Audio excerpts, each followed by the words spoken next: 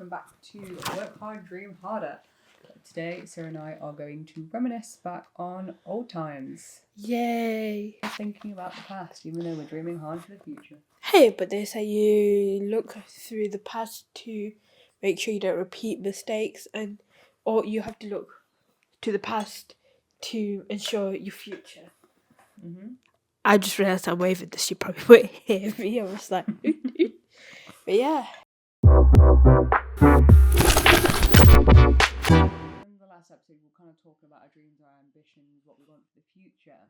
But we also thought we'd go back to the past because we've been friends like what? Did we say it was 6 years? Somewhat. It feels like a lifetime. You know, that's like a quarter of my life, a fifth of your life. Haha, very funny. If you don't know, I'm 25 and you are? Younger than that. 23. Well, there's only 2 years in it, but honestly, the differences. You know what, Tia, yeah, despite she's being 23, she's more flippin' responsible than she's that midget who wants to really have a house, and, you know, in another life, she was a corporate girly.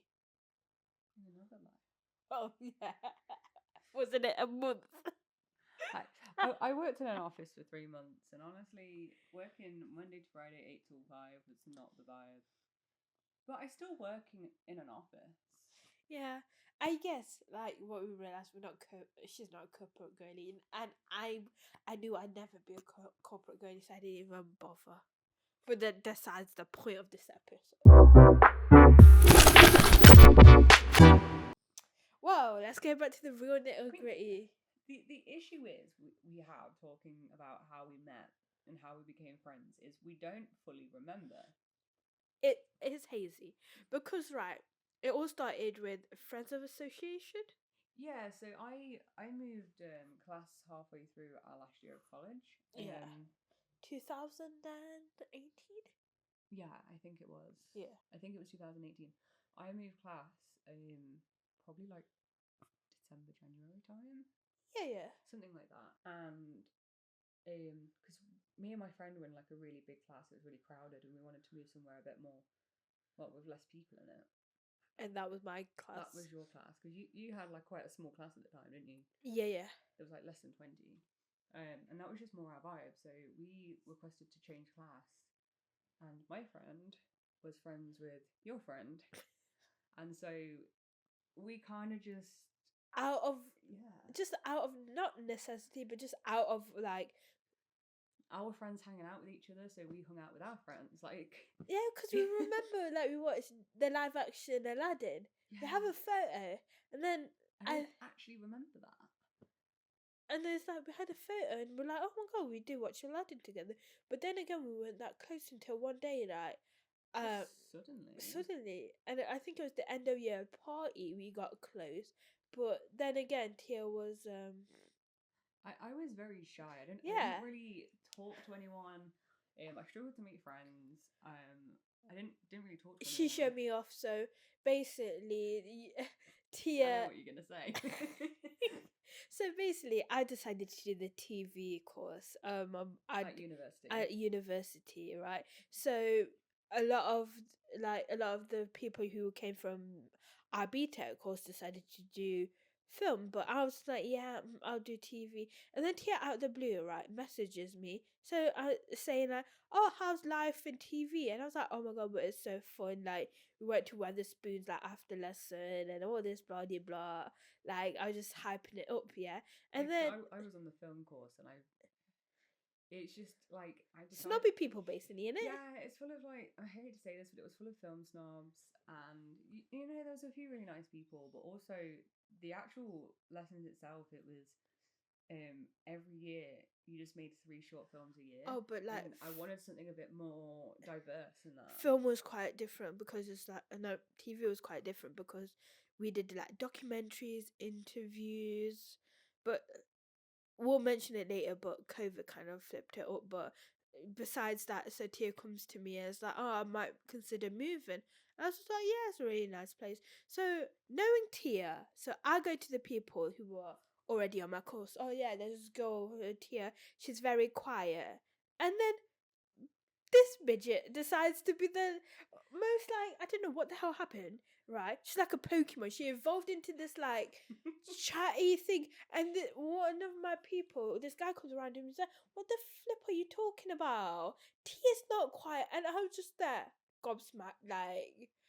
But still, I had to push Tia to talking to teachers one time. Oh, God. So basically, you got to understand, Tia won't go to a teacher unless I'm there, right? So I don't know. There was a full fat like not energy drink. I think it was a fizzy drink, right? Oh, we talk about that time. What time were you thinking I was talking Talking about? about the Oh, I locked you into. So Carry basically, on. okay, there's two stories now I have to tell you. Oh God, I just walked into that one, didn't I? Yep. So I give we discovered that we don't give Tia energy drink. Well, caffeinated like This fizzy was back drinks. in a time when I never drank fizzy pop. It was I lived off water, and if I was feeling crazy, I would have like squash, or like a fruit juice. I literally, this isn't the case now, but Yeah. literally, I never had fizzy drinks. I never had anything.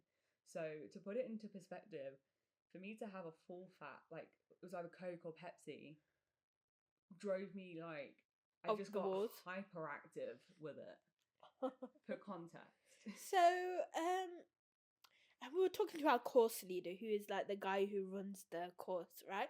And he looks at me, and I look at him, and he turns around and says something along as like, "Is Tia okay? What have you given to her?" And considering like Tia doesn't talk to the course leader unless I'm in the vicinity, but Tia was the one just running her mouth, and he looks at me like, "Okay, this is not this is not sus behavior, but it's not Tia." Because usually I'm the one who'd be like, "Oh yeah, okay." I'm She's usually, the talker between the two of us. and then next thing you know, there was this another you know how you have the tutor who does the thing, Class tutor. yeah, Not the course leader.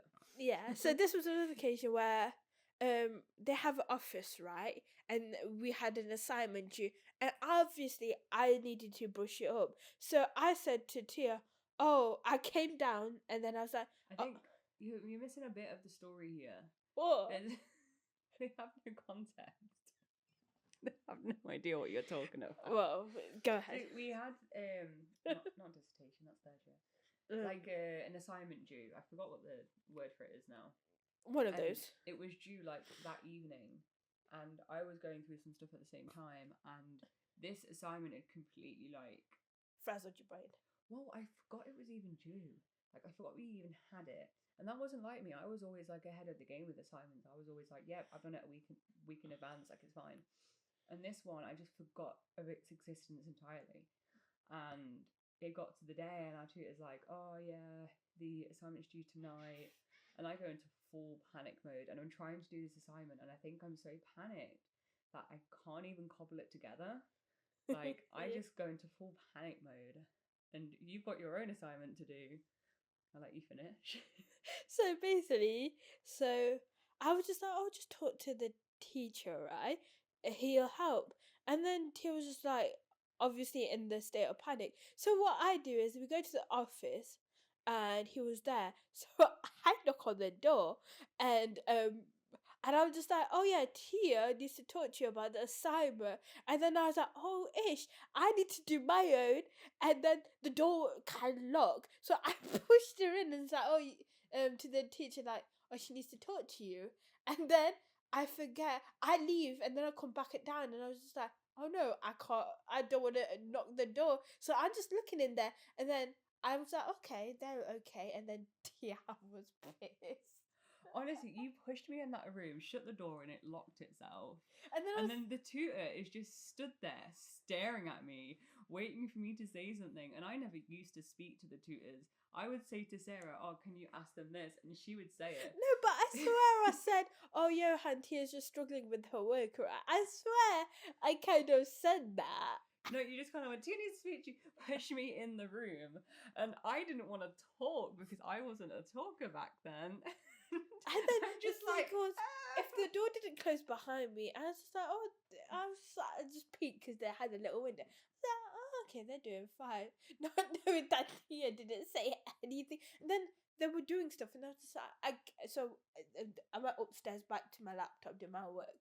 And then I was just like, oh, Tia's not come back yet. So I go down and she's still there. But the thing is, I didn't want to knock. So I just looked and be like, okay, she's all right. And the next thing... I just kept seeing her face peer over the window. And I'm like, you can fuck right off.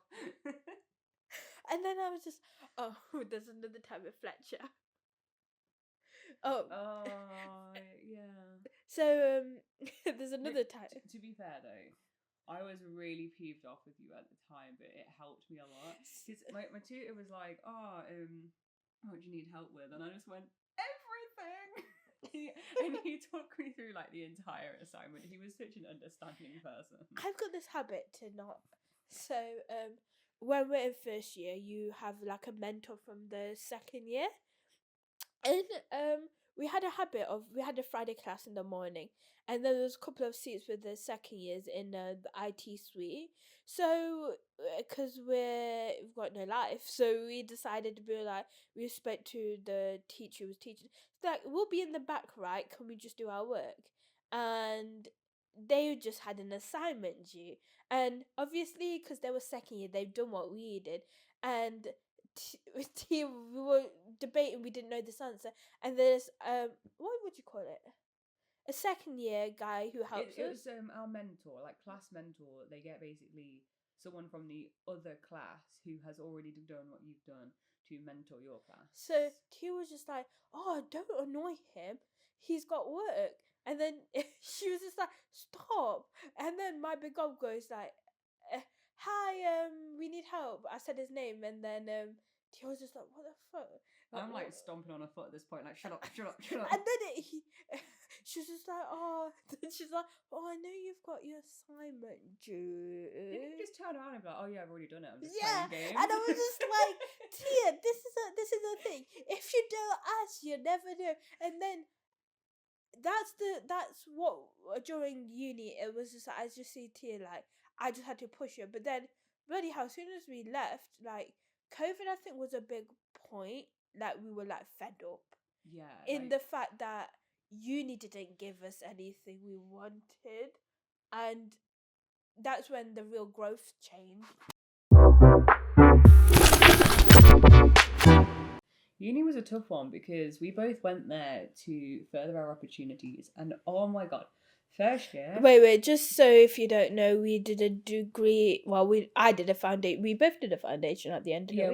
We ended up dropping out of the third year because it was COVID. Yeah, so we were meant to be there for 3 years. So we did basically 2 years of a TV production degree, just in case you guys don't know. Yeah, and honestly, it was amazing. It involved us working in TV studios, working in like galleries and all that sort of stuff. Not like art galleries and like TV studio galleries.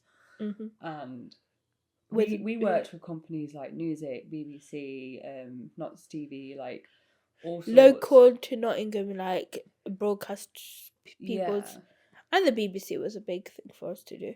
And it was just so fun. And we worked on loads of live events. I think that's why I prefer the TV over film, because I liked the fast-paced situation of it being live.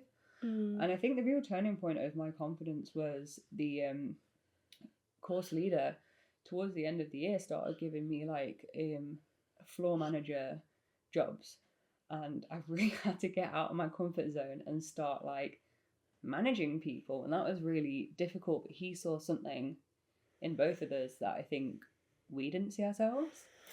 He kept calling us up for jobs even though it was a third year thing only. Oh, you know what, it got to a point where I was just like, I was that and ahhing, and he turns around to me and he says, you know, you can say no. But then I was just like, what? That's an option. You remember? I didn't know I could say no. Yeah, and then I think COVID really like put us over the edge in that fact that everything basically shut down, and it was the year we were meant to get like work experience, like industry, like practice, like we was meant to spend like 40 plus hours. 40 plus hours in the industry, and then like, was it a week as like an intern somewhere? Yeah, I can't really remember. but we were getting all our placements done. I think I was meant to be working the Splendor Festival, but Yeah. that obviously got cancelled. And then it got to a point where it was like, okay, we left uni with no network. Yeah, because we didn't even have a degree showcase as well. No, we had nothing, because the year where we was meant to be working with all these people, like obviously we worked with low-level production studios in the first year. In the second year, that's meant to ramp up, where you start getting like contacts, and we're meant to visit the Channel 4 studio and meet people there, and that all just finished.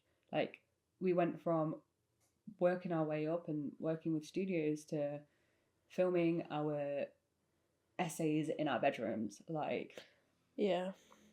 And then even though it was just like considering we were a class of 25, and then to split us again in two things. Yeah, because when COVID kind of finished and people started being introduced back into life, they had to limit like interactions with each other. So we're a practical course, and we weren't allowed to work with other people. And luckily at the time, I was living with someone who was doing my course, so we were able to work as a team. But that still kind of sucked for everyone. And it was just like, you're trying to do a TV shoot, but you're all stood like a few feet apart. Oh my god! It got to a point where we were meant to do a live, like air quotes, live like multi-cam production.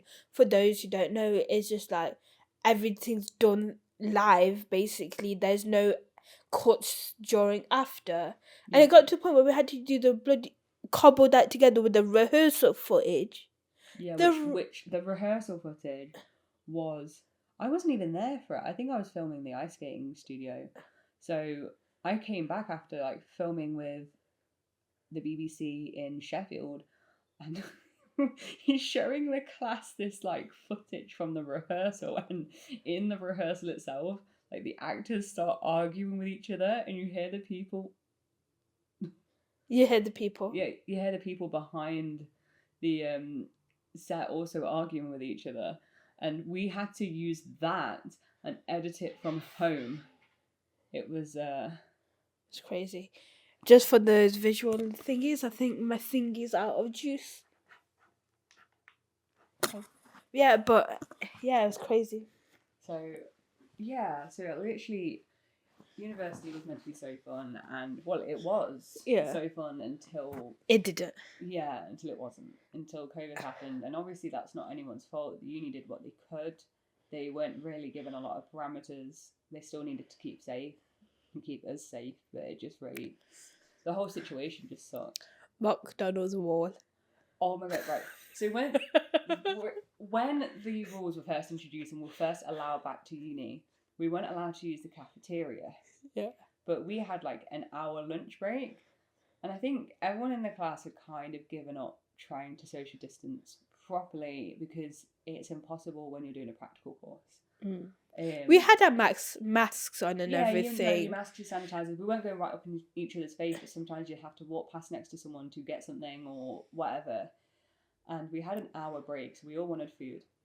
But obviously the cafeteria was shut, so we had to order food from outside. So we ordered McDonald's, but the security guard of our building wouldn't let us sit in the cafeteria even if we sat apart. Considering we were like one gap, and the tables were like minimum. The tables were all like apart, the seats were all apart, and you could sit in there by yourself, but you couldn't sit there like actually no one was allowed to sit in there at all, was they? No. So we all started sitting separately, and he separated us all and went, "No, you have to go outside." And the only place to sit outside was on this wall. And if you fall back, you're like, bye-bye. Honestly, I think it was raining at the time. So we couldn't even sit on the floor because it was all grass. It was all like soggy and wet. And so it's trucking it down with rain. We've all got McDonald's. We're not allowed to sit inside and eat it. So instead of 20 people being all separated in the cafeteria, you got 20 people smushed together on this wall eating McDonald's. And halfway through his eating, we realised there's a 6-foot drop on the other side of the wall, and someone nearly falls down it. We're like, yeah, sure, this is more safe than sitting in the cafeteria. Yeah. Oh, by the way, we love the security. Yeah. He was nice to us. So, yeah, he tolerated us. Yeah, that's probably more like it. So We went off on a complete tangent there, didn't we? yeah. But yeah, essentially, we met at college. The weird thing is though, when I messaged you about going back to uni, Yeah. like we'd barely spent time together Mm. at that point. I think we'd watched Aladdin as like a group, and then we It did was like a always group activities. yeah. I think I we did the never. group picnic and the group party. Yeah. Like, oh, I say party loosely, like a group gathering sort of thing at the end of the Yeah. year. There's stories, but not here today and never over my dead body. But yeah, there's stories in that. But regardless, I think because I think you said you picked up a vibe, and I Yeah. think because we were middle ground of like your friend, my friend, and then we were just there.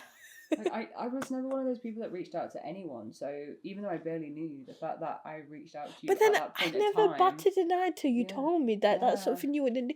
And it's like, for me, my memory is like, oh, we always knew each other. There was never a gap. And stories I tell you, like, who? And then stories you tell me, I'm like, huh?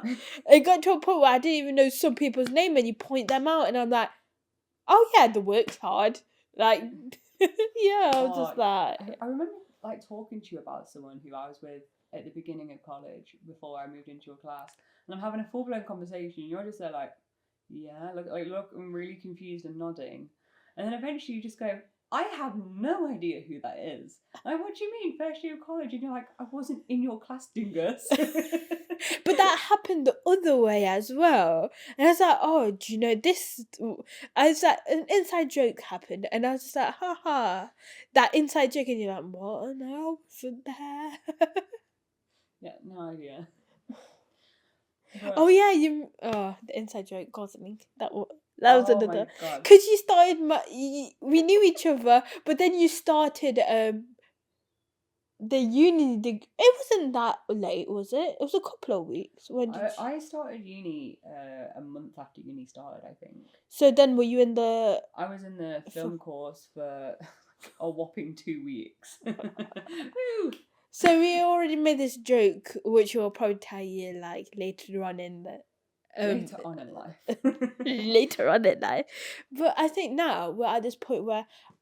So you got to understand, like, I'm dyslexic and Tia was always like, any group work, I was the vibe. The vibe. I was the vibe.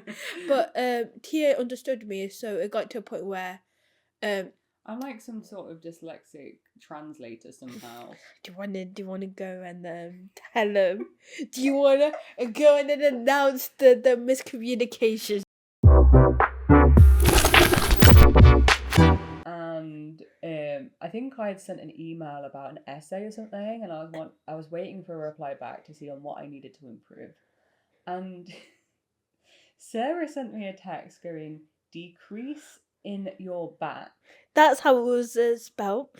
Yes. And I somehow majestically knew, bear in mind this was hours after I'd sent the email, hours after I'd mentioned anything about sending Chris this email, I knew that she meant, did Chris email you back? Instead of decreasing your back. And then next thing you know, she started laughing. And she looks back at it and then she just started giggling and I was like bad confused at this time. And then she told me and I was just like, send me a bunch of voice notes of me laughing. The worst one is, right, where I said, this is this the vibes. So this is my head, because you gotta understand, I use speech to text. So, but the thing is, I'm that comfortable with her, right? I don't even bother. So I text in a chat or something that, oh, like we're gonna start something. And I was like, this is the vibes that I want. This is the vibrators that I want, is the message that we received. And then you know what? I was confused. She sent us a picture in the group chat, and I'm just like, I at this point, I'm like confused, right? And you know what the picture is, if you understand that. And I was just like, and then this other friend, it was just like it's like she's like, Tatia, what the fuck did you do that for? Yeah, we have this like unwritten like agreement where we can take the piss out of each other for certain things. So mine is, I don't understand jokes very well, so sometimes you're like, haha, silly, and then sometimes your messages are mental. So I'm like, haha, you idiot. But then I know it's not. I know it's not coming from a place of spite. But the thing is, right? It's all funny because I know that. It's our sense of humour. It's how we interact with each But other. the only thing why I let it slide with Tia is because I know she's not doing it in a place. But you know, when I really mess up, this is when I know it's like her powers are not working. Like she doesn't understand when. She just sends me one question mark. Yeah. Oh no, two question marks. 2 question marks. 2 question marks is like, okay. 1 question mark is a question. 2 question marks is, Sarah, what the hell did you just say? But I think, and even when it was uni work, like Tia was always that. I had the ideas up in here, but I was never logistics. She was the logistics. Like, we just sit there and she just scribe, like, just type whatever was in here and then turn it into logistics.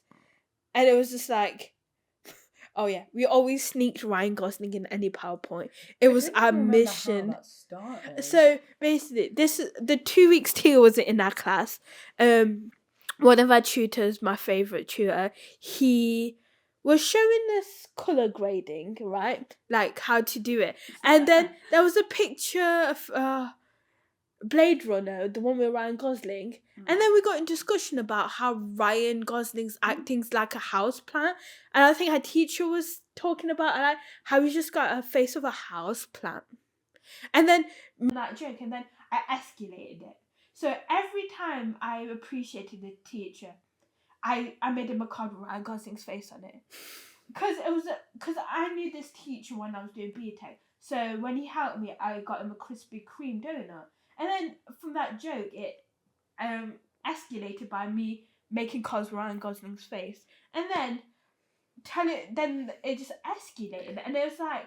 At that point, I never watched a Ryan Gosling movie. Well, that's the joke, isn't it? Every time he'd be doing a lecture and someone would mention Ryan Gosling and the whole class would go, oh, Sarah. And I had no idea what was going on at this point. I'm just like, yeah, okay, whatever. And then I slowly kind of get dragged into it with you. And we used to work together on every single group project. And there was quite a lot because of the way that the course was.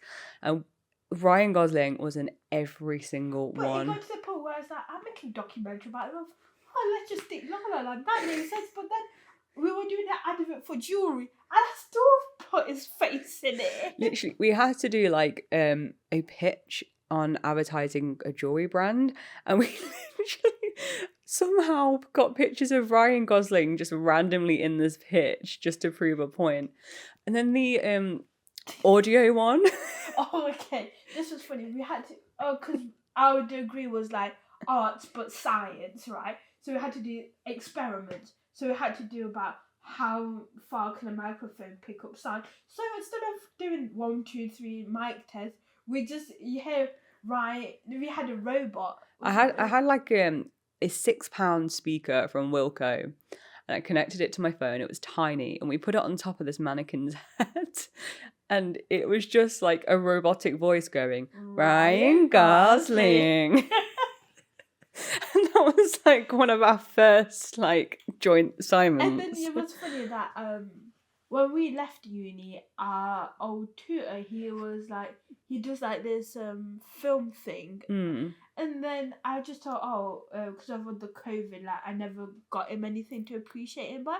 So what do? I gave him a Blu-ray copy of La La Land and a mug because he loved coffee. And then he was like, "Oh, I never had that." So Ryan Gosling and I printed. Never had the Blu-ray, not the coffee mug.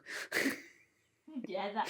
And then I made him a card and I got it printed out with a screenshot of Ryan Gosling. I think it was from Blade Runner. So yeah. Is Ryan Gosling in Blade Runner? Oh, a new one. Oh, is he?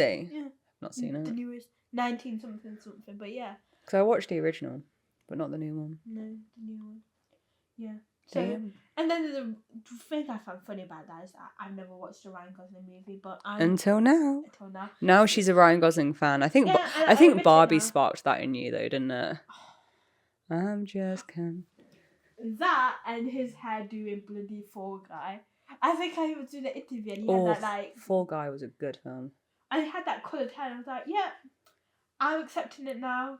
I wasn't a lover of Ryan Gosling, but now I am. I'm still on the mission to watch. The thing is, I've not watched Notebook.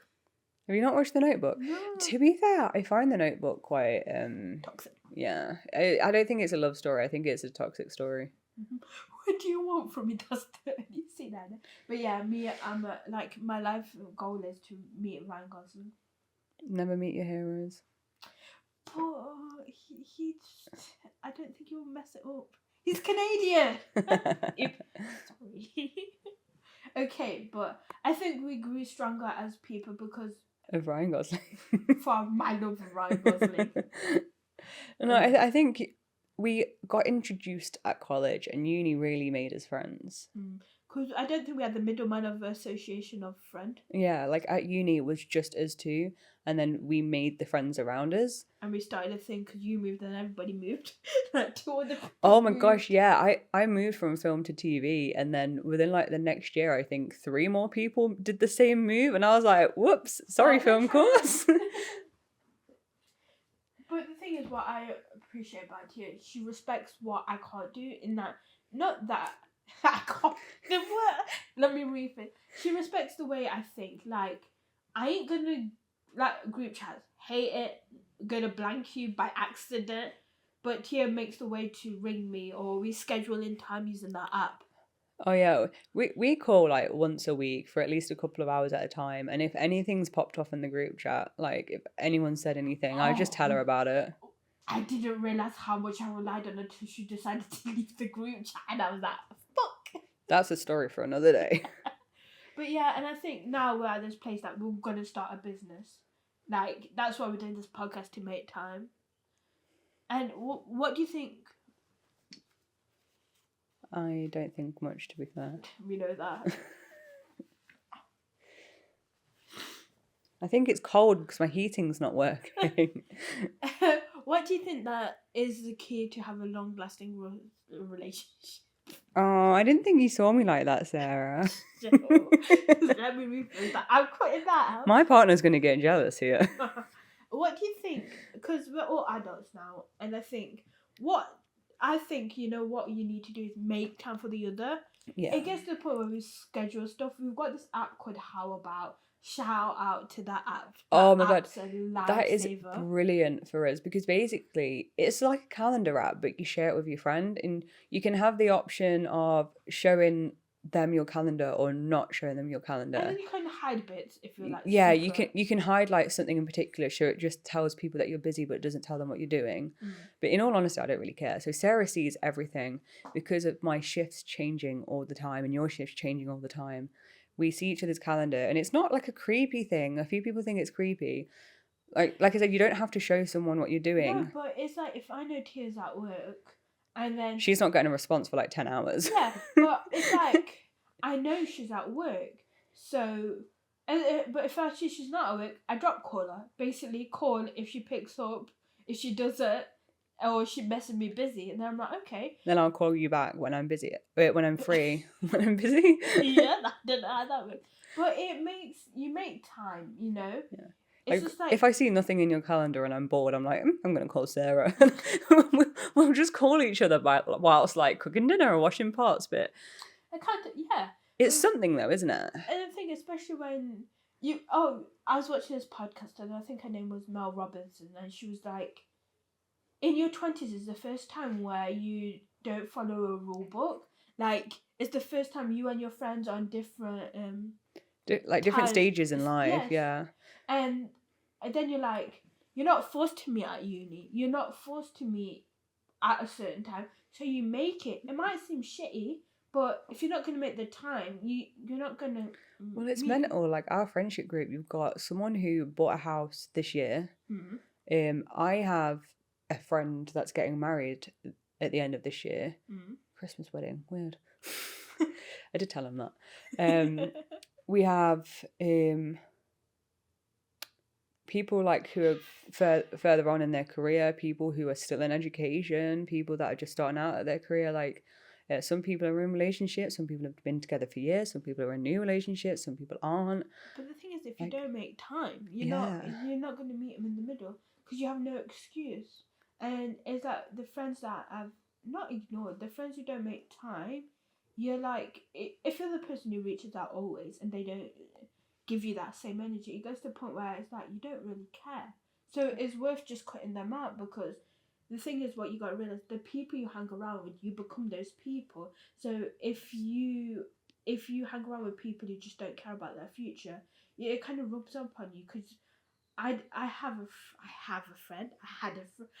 a friend who moved to Japan, and we were like creative buddies.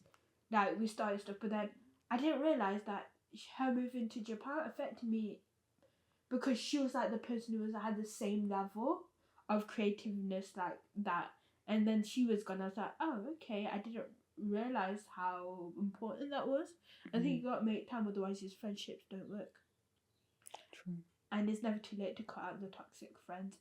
There's no such thing about, oh, we've been friends for 10 years. And I'm like, if they're still treating you like shit, what's the point? Honestly, I've cut out like a few friends. I don't go crazy with it, but over like the course of like 10 or so years, I've cut out a couple of friends, and I don't feel any worse off for it. Mm-hmm. I've still got the good ones like you, Sarah. No, she means that's the only friend she has. But the thing is, yeah, they don't serve you anymore. You should just... Yeah. Friendships are meant to help you grow, not pull you down. Preach. You're like, preach, sister. Yes. And that concludes the end of this episode. I hope you enjoyed listening to two friends chat and waffle.